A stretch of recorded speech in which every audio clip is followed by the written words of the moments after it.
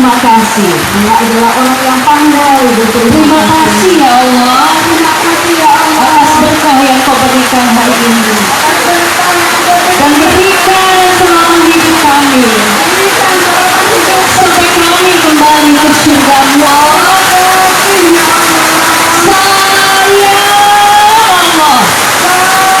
Tekan dua tangan kita di wajah kita karena bersyukur sama Allah. Sebelum duduk salami dulu sahabatnya kanan kiri kembali. Oke, silakan Bunda Ida. Ya, gimana caranya untuk tetap menjaga perasaan yang penuh syukur, rasa bahagia dan positif tadi ya? Ya, Bunda Ida akan jelaskan dua hal. Coba lihat di depan ada gambar apa? Binatang apa yang kita kotor apa? Yang bersih atau di sampah?